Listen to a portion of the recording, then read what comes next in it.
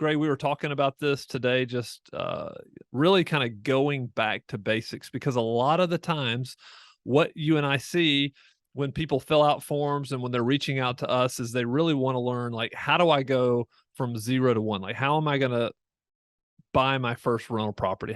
What does the process even look like? And I think a lot of times people get stuck because they're going in all kind of different directions. They're trying to, okay, how do I source an agent? How do then I go and source a contractor? And they're trying to put all these pieces together. But I'd like for you to, you run our brokerage department. I'd love for you to give us insight into how this process really works from our vantage point, like from the Evernest, the way we do it. And then I guess it would be similar anywhere you were working, if you're working with an investor agent. Yeah, it definitely would. I think we've talked about a lot of kind of these pieces individually, but this is just kind of a very tactical, like, what does the process look like? There are a lot of investors who have only rented their primary, but they're buying investment properties, and they may have never bought a personal residence. I mean, some of this kind of mirrors, but there's definitely some extra steps that are in there when you're buying investment property, especially if you're not in the market. So this is just a very basic, like, if you bought a property, especially an investment property, you've probably heard a lot about this, but I think it's helpful to just kind of walk through the process, and we'll show you some of the tools that we use. And you probably use some very similar ones when you're kind of running the diligence, but just thought this would be helpful. We get a lot of questions about investors. So maybe this is selfish. We can record this content and send this out to people. That's right. But I think it's good. Like, when I do a lot of research before I, reach out to somebody at a company. And so this type of content I really like, because I can understand and even do some preparation before I get in the phone call when people are in that kind of research stage. So that's who this is focused at, probably first time investors just walking through the process, but also understanding some of the things that Evernest can help do, because we're in multiple markets and we are an investor focused brokerage at the heart of what we do. Yeah. And I would say not even like, if you already own several properties, that's fine too. You may be looking, to work with somebody else. Maybe we have access into markets that you've never been into, but you're interested in, and you want to learn how we work. You've already owned rental property. Maybe you've kind of done it, like Gray said, kind of done it yourself. So let's get into it. Why don't you kick us off and start, with step 1 of our process?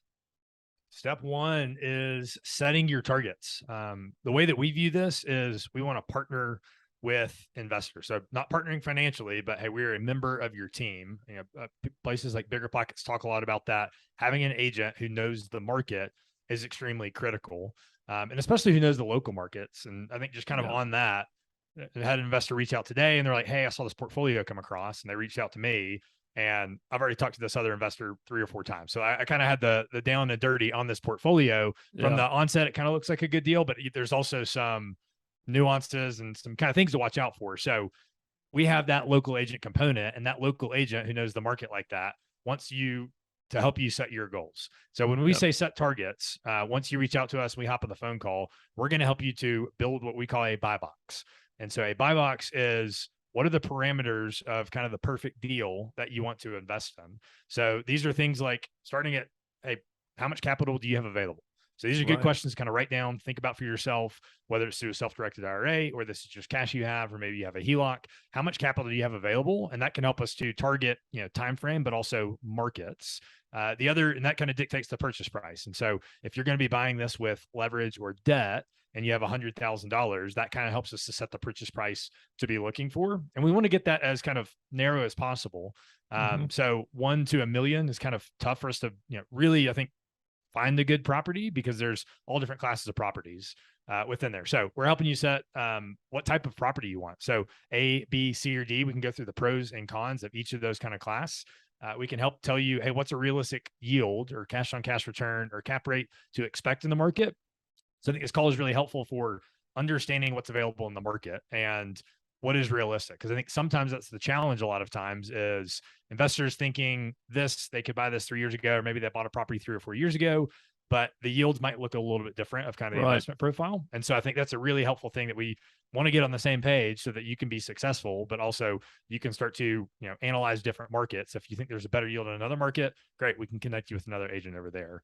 And some of these questions are going to help your team determine what markets are best for these investors, right? So Yeah. depending on how much money they have, how much, capital they're going to, that they're going to bring to the table, what kind of return that they're looking for. Are they looking mainly for appreciation or cash flow or both? And that's going to help guide them to the right markets. Yeah.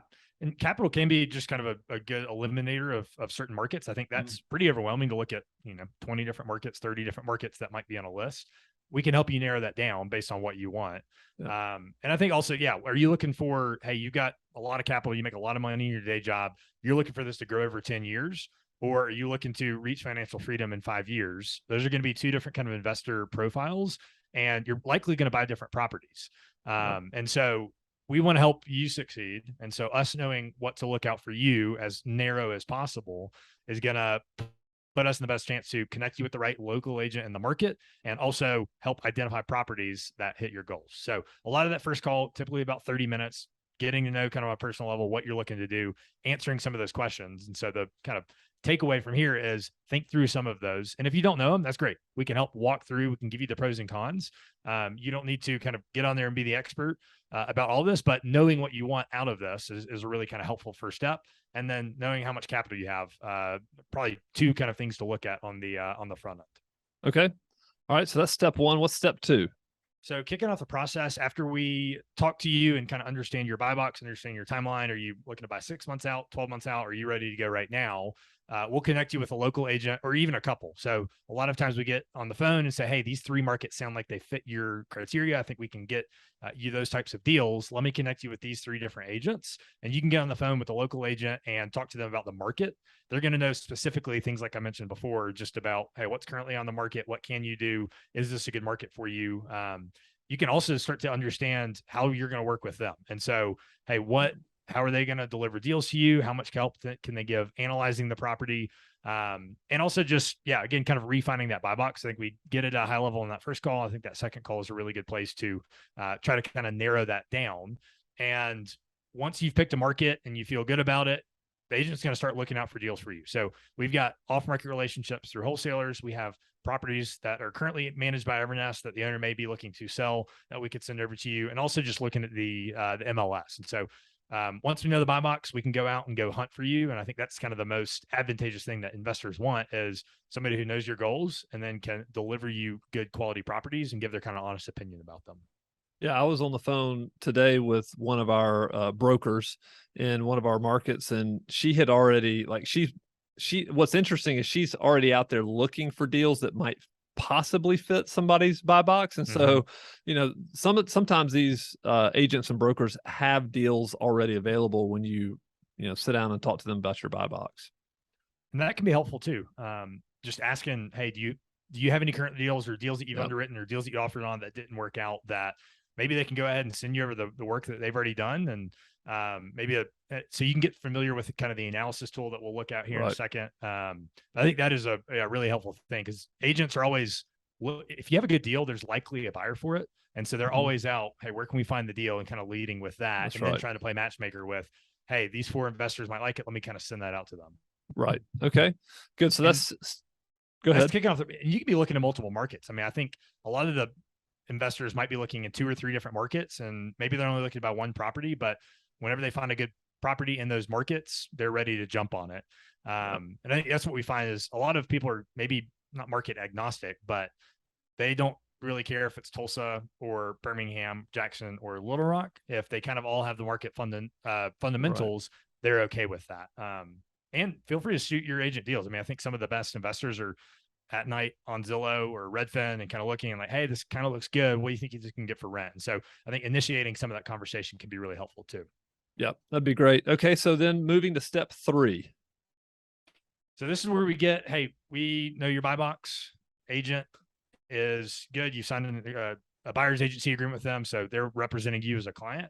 They're going to start looking at deals. And what I'll share my screen here. So for those of you listening, this is our analyzer tool. So all of the agents are using this. If you want to see this in action, we have a couple other videos on YouTube where we're analyzing current deals. And so you can see how we're plugging these things in. I think this really helps to get on the same language. And so I've seen this happen before, where 2 people analyze a property and get 2 different kind of returns, and you look and their assumptions are kind of like way off. And so I think this helps to if you understand this sheet and you understand why these assumptions are set where they are, for example, maintenance percentage, the amount that you hold back for repairs, this can help you get on the same page with the agent. So I'll kind of share my screen and look at this real quick. So this is a rental property calculator. The agent, you can get this from our website. I believe under the investors tab, you can sign up and get a copy of this yourself. So really helpful tool. And so this is inputting asking price, purchase price, rehab budget, and rent. And it's going to spit out all of kind of your return. So we've got a nice little summary up here where you can start to value properties in multiple different markets and kind of analyze, hey, what does this fit my investor profile? We also have this helpful rehab estimator tool. And so this is meant from a desktop. If you're looking on Zillow, it's a quick way where you can check boxes and enter quantities of items. How many square feet is the house? And I've got to put the square feet somewhere else, but at a high level, you can check boxes and it will put a general price in there. This is not what we actually use to get the work done, but this helps you to, if you have no experience like estimating houses, we thought this would be a really helpful tool to understand generally how much is interior paint per square foot or exterior paint per square foot. How much is a full gut remodel on a kitchen? How much is a light remodel? So this is a really helpful tool that then flows into the analysis. And the other one that I really like is just the monthly analysis. I mean, a lot of investors who are cash flow investors want to know on a monthly basis, what are they going to cash flow? Right. At the end of the day is a lot of times why investors get into here. So we've got a monthly tab, and then we also have kind of a forward-looking tab where it'll look in years 1, 2, all the way up to year 30. And so you'll start to see if you have a mortgage on this property, as you pay down that mortgage, what do your returns look like as the home appreciates over a long time horizon? What do these returns look like? And so this page will have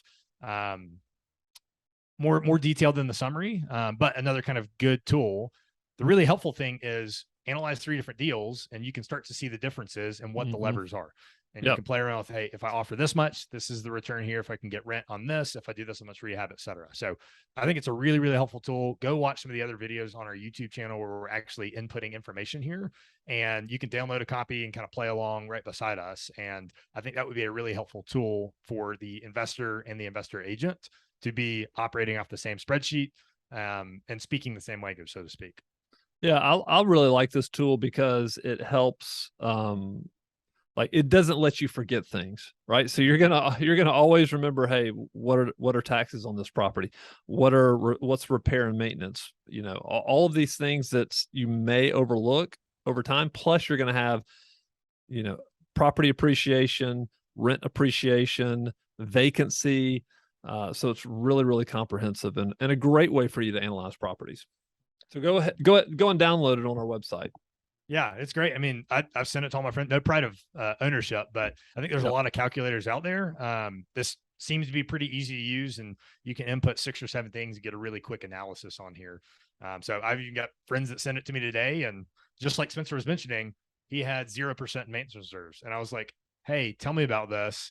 This looks great on cash basis, but you got nothing in here for maintenance." And so it was a good conversation that just kind of spurred, "Hey, why are you thinking about this the way that you're thinking about it?" Right. Yep. All right, good. So setting your targets, kicking off the project process, the agent, we're starting to look at deals.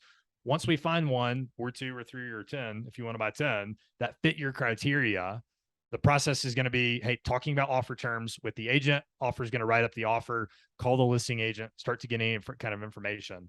And so they'll help you put it into a process. And at that point, this is kind of, we move into the diligence process. And so this is after we have it under contract, right? For our client. Okay. Gotcha. That's the easy part, I guess. Right. Yeah. The agents are going to go out there and negotiate, and it can either go, hey, you put in the offer and it gets accepted, or you might be a backup offer and it might be 2 weeks and they follow a contract and they come back to you, or there might be some kind of countering and negotiation. And so I think a helpful tip too is know your min and know your max, and kind of take a hard line on that and don't feel like you need to stretch. But I think using that tool, say, hey, I can still hit the return, the 6% cap rate, the 5% cap rate at 120, and I can also want to get it at 110. And so, hey, these are kind of my guidelines, and you can let the investor agent go out there and negotiate that and get that under contract for you.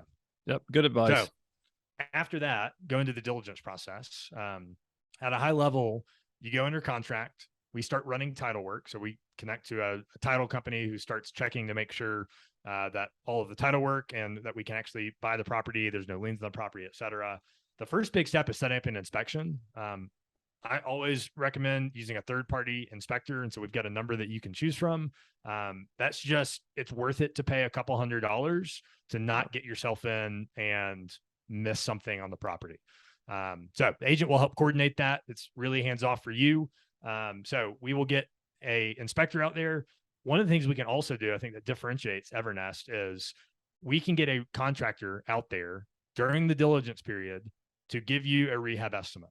So the reason I harp on this, if you haven't bought a property, not a lot of people do this. I mean, you might be, as the investor, having to do this. We want to coordinate this work for you. If you have a contractor, that's great, but we want to offer this as a service because we have a lot of great crews that we have good relationships with. So in the diligence process, after the inspection's done and after you have kind of a scope of work, you can build, hey, what's my rehab budget? So if this is a turnkey property, you might not need that, but if the home needs work, this is a really big value add for anybody doing larger rehabs where you need to replace the roof and there's cosmetic updates.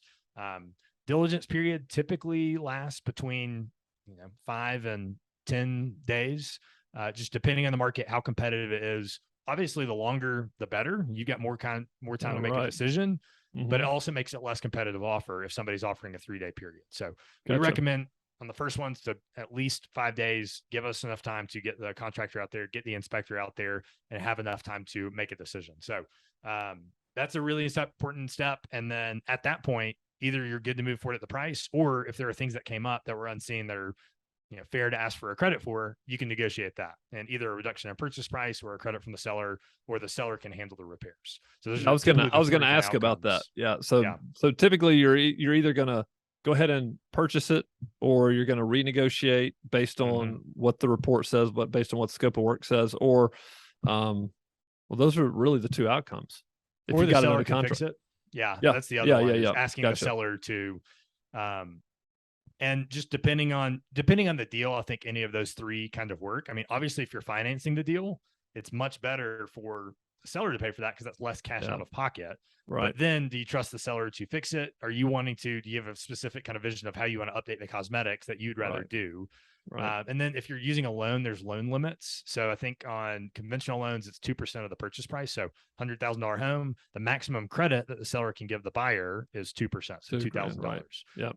Anything above that, there's some other kind of unique strategies that we can kind of work around, but that's generally how that process works.